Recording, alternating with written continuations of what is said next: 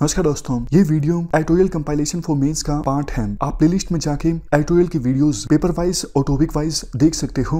और अगर आप दिसंबर 2019 के बाद की वीडियोस को देखना चाहते हो तो वीडियो के नीचे मौजूद ज्वाइन बटन की सहायता से आप मेंबरशिप को ज्वाइन कर सकते हो। चलिए डिस्कशन स्टार्ट करते हैं। आप जनरल स्टडी पेपर 3 के इस टॉपिक से आर्टिकल को रिलेट कर सकते हो। देखो, पास्ट में जब भी हम इकोनॉमिक रिफॉर्म्स की बात करते थे ना, एक एग्जाम्पल हम लेते थे लेबर रिफॉर्म्स का, कि हमारे देश की इकोनॉमी में लेबर रिफॉर्म्स का आना ज़रूरी है अगर हम ज़्यादा इन्वेस्टमेंट को अट्रैक्ट करना चाहते हैं और ईज़ ऑफ डूइंग बिजनेस को इम्प्रूव करना चाहते हैं। पहले हमारे देश में लेबर लॉज बहुत ज़्यादा हुआ करते थे, 44 के आसपास। तो 2002 में एक कमीशन ने रिकमेंड किया, second national commission on labour, कि इतने ज़्यादा जो हमारे देश में लेबर लॉज हैं उनको कंसोलिडेट कर दिया जाए। जैसे 44 लेबर लॉज के बजाय 3 या 4 लेबर लॉज हों तो ज़्यादा अच्छे हैं। लेबर लॉज को सिंप्लीफाई कर दिया जाए ताकि कंपनीज़ की, फैक्ट्रीज़ की हरासमेंट ना हो पब्लिक ऑफिशियल्स के द्वारा। काफ़ी बार क्या होता है, जो लोकल लेवल पे लेबर इंस्पेक्टर होते हैं वो पुराने लॉ के आधार पर रिश्वत वसूल लेते हैं फैक्ट्रीज से। फैक्ट्रीज का चलना मुश्किल हो जाता है। तो सरकार ने तय किया 2-3 साल पहले कि 44 जो हमारे देश में लेबर लॉज हैं इनको 4 कोड्स में सिंप्लीफाई किया जाएगा, या सिंपल भाषा में कहें 44 लेबर लॉज के बजाय 4 ही लेबर लॉ होंगे। कौन कौन से? एक इंडस्ट्रियल रिलेशंस कोड, दूसरा सोशल सिक्योरिटी कोड, तीसरा occupational safety health and working conditions code 2020, और चौथा कौन सा? चौथा वेज कोड। देखो, अब जो ये वेज कोड है ये तो पास हो चुका है, बच गए 3। इन 3 को 2019 में वैसे पार्लियामेंट में इंट्रोड्यूस तो किया गया था, लेकिन ये पास नहीं हो सके थे। इनको सिलेक्ट कमेटी के पास भेज दिया गया था। तो सिलेक्ट कमेटी ने अपनी तरफ से थोड़ी बहुत रिकमेंडेशंस दी। अब सरकार ने क्या किया है, जो ये पार्लियामेंट सेशन चल रहा है इस सेशन में इन 3 बिल्स को फिर से री इंट्रोड्यूस किया गया। अब ये बिल 2020 के हैं, पिछले साल वाले नहीं हैं। 2019 और 2020 के बिल्स में काफ़ी फ़र्क है, इसी पर फोकस किया जा रहा है इस आर्टिकल में। इन 3 बिल्स को इंट्रोड्यूस किया गया इस सेशन में और ये बिल पास भी हो गए। शुरुआत में आर्टिकल में कहा जाता है कुछ कानून देखो ऐसे होते हैं जो जनता की लाइफ पर बहुत ज़्यादा इम्पैक्ट डालते हैं, तो ऐसे कानूनों को बहुत ज़्यादा सोच समझ के, डेलिब्रेशन और चर्चा के बाद बनाना चाहिए। लेकिन ये बिल्स जो हैं सरकार ने जल्दबाजी में पास कर दिए बिना डिबेट के। इनमें से सबसे ज़्यादा इंपॉर्टेंट है इंडस्ट्रियल रिलेशंस कोड, जो सबसे ज़्यादा मेन चेंज किया गया है इस कोड में। पहले देखो क्या हुआ करता था, अगर किसी भी फैक्ट्री या फिर कंपनी में 100 से कम एम्प्लॉय काम करते हैं तो उस फैक्ट्री को, मतलब फैक्ट्री मालिकों को फैक्ट्री बंद करनी है। किसी प्रकार का कोई परमिशन सरकार से नहीं लेना होता था। इवन एम्प्लॉयज़ की छटनी भी करनी होती थी, और टोटल एम्प्लॉयज़ की संख्या 100 से कम है तो कोई परमिशन सरकार से लेनी नहीं पड़ती थी। लेकिन अगर फैक्ट्री में एम्प्लॉयज़ की संख्या 100 से ज़्यादा है तो फिर फैक्ट्री मालिक सरकार की परमिशन के बिना फैक्ट्री बंद नहीं कर सकते थे, मतलब सरकार की परमिशन लेनी होती थी। इवन छटनी करने के लिए भी सरकार की परमिशन जरूरी होती थी।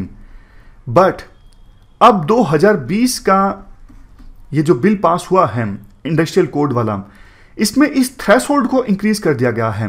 अब देखो, वो फैक्ट्रीज या फिर कंपनीज जिनकी एम्प्लॉयज की संख्या 300 से ज्यादा है, सिर्फ उनको छटनी करने के लिए या फिर फैक्ट्री को बंद करने के लिए सरकार की परमिशन जरूरी है। पहले 100 ये थ्रेशोल्ड हुआ करता था, अब इसे इंक्रीज करके 300 कर दिया गया है। पिछले साल जब कमेटी के पास ये बिल्स भेजे गए थे तो कमेटी ने अपने रिपोर्ट में कहा था, देखो ये थ्रेशोल्ड जो है ऑलरेडी इंक्रीज हो गया है राजस्थान में, और राजस्थान में इस थ्रेशोल्ड के इंक्रीज होने से काफ़ी फायदा भी हुआ है, एम्प्लॉयमेंट में इजाफा देखने को मिला है और छटनी में भी कमी आई है। दूसरी तरफ देखो, एक्सपर्ट्स का ये कहना है कि अब क्या होगा, एम्प्लॉयर को बहुत ज़्यादा फ्लेक्सिबिलिटी मिल गई है। अगर फैक्ट्री में 300 से कम एम्प्लॉय काम करते हैं तो कोई भी मिसकंडक्ट के नाम पर या फिर दूसरे रीजंस के नाम पर एम्प्लॉयर जो है एम्प्लॉय को हटा सकते हैं। मतलब लेबर राइट्स जो हैं उनको अब डाइल्यूट कर दिया गया है। पहले कम से कम थोड़ी सिक्योरिटी हुआ करती थी, अब ये सिक्योरिटी सिर्फ बड़ी फर्म्स के जो वर्कर्स हैं उनको हासिल होगी, छोटी छोटी फर्म्स को ये सिक्योरिटी हासिल नहीं होगी। इसके अलावा देखो इंडस्ट्रियल कोड में एक और इंपॉर्टेंट प्रोविजन ये किया गया है कि कोई भी इंडस्ट्री में काम करने वाला जो वर्कर है लीगल स्ट्राइक पे नहीं जा सकता 60 डेज का नोटिस दिए बिना। और अगर देखो मामले से संबंधित प्रोसीडिंग्स चल रही हैं किसी ट्रिब्यूनल में या फिर नेशनल इंडस्ट्रियल ट्रिब्यूनल में, तो उस समय भी लीगल स्ट्राइक पे वर्कर्स नहीं जा सकते। और इन प्रोसीडिंग्स के ख़त्म होने के 60 दिनों बाद तक भी जो वर्कर्स हैं वो लीगल स्ट्राइक पर नहीं जा सकते। तो सोच के देखिए, पहले सबसे पहले तो आपको 60 डेज का नोटिस देना जरूरी है लीगल स्ट्राइक पर जाने के लिए। अगर प्रोसीडिंग चल रही है तो प्रोसीडिंग के दौरान भी नहीं जा सकते और प्रोसीडिंग खत्म होने के 60 डेज बाद तक भी नहीं जा सकते। तो लीगल स्ट्राइक पर जाना तो ऑलमोस्ट इम्पॉसिबल ही बना दिया गया है ये जो बिल पास हुआ है इंडस्ट्रियल कोड से संबंधित। Next point, industrial relations code bill में प्रोविजन ये किया गया है, एक रीस्किलिंग फंड इस्टेब्लिश किया जाएगा वर्कर्स को स्किल्स देने के लिए। अब क्वेश्चन उठता है इस रीस्किलिंग फंड में पैसा कहां से आएगा। देखो, एम्प्लॉयर कंट्रीब्यूट करेंगे इस रीस्किलिंग फंड में, इसके अलावा दूसरे सोर्सेज से भी पैसा आएगा। हालांकि बिल में यह नहीं बताया गया है दूसरे सोर्सेज कौन से हैं। एम्प्लॉयर कितना पैसा देगा, मान लीजिए किसी वर्कर को हटाया गया है छटनी में 30 सितंबर को, तो सितंबर के महीने में वर्कर की जितनी सैलरी थी जिसको हटाया गया है, मान लीजिए 20,000 थी, तो फिर 10,000 रुपये यानी 15 दिनों की सैलरी एम्प्लॉयर के द्वारा कंट्रीब्यूट की जाएगी इस वर्कर रीस्किलिंग फंड में। और एक क्रिटिसिज्म तो ये है ही, अदर सोर्सेज कौन से हैं जिनसे पैसा आएगा इस फंड में, ये नहीं बताया गया है। तो ये तो हमने बात की इंडस्ट्रियल रिलेशंस कोड के बारे में। अब बात करें इसके बाद सोशल सिक्योरिटी कोड के बारे में। सोशल सिक्योरिटी कोड में यह प्रपोज किया गया है एक national social security board establish किया जाएगा। ये नेशनल सोशल सिक्योरिटी बोर्ड क्या करेगा, ये सेंट्रल गवर्नमेंट को रेकमेंड करेगा कि आप अलग अलग सेक्शंस के लिए, जैसे अनऑर्गेनाइज्ड वर्कर्स, गीग वर्कर्स जो टेम्परेरी वर्कर्स होते हैं, फॉर एग्जांपल स्विगी या जोमेटो में काम करने वाले लोग, उबर में काम करने वाले लोग, इन सब के लिए सूटेबल स्कीम्स चलाने के लिए रिकमेंडेशन दी जाएंगी इस बोर्ड के द्वारा सेंट्रल गवर्नमेंट को। इसके बाद है तीसरा bill, the occupational safety health and working conditions code 2020। इसमें देखो इंटरस्टेट माइग्रेंट वर्कर्स की डेफिनेशन बताई गई है, वो वर्कर्स जो अपने आप से एक स्टेट से दूसरे स्टेट में जाते हैं काम करने के लिए और जिनकी सैलरी 18,000 से कम है। इस बिल में कहा गया है एम्प्लॉयर को आने जाने का अलाउंस देना होगा ऐसे वर्कर्स को। इस बिल में एक पॉइंट ऐसा है जिसका बहुत ज़्यादा क्रिटिसिज्म हो रहा है कि कोई भी गवर्नमेंट नई फैक्ट्री को एग्जम्पशन दे सकती है कि इस बिल में जो प्रोविज़न है code on occupational health safety and working conditions, मतलब इन प्रोविजंस को फुलफिल करने की आवश्यकता नहीं है।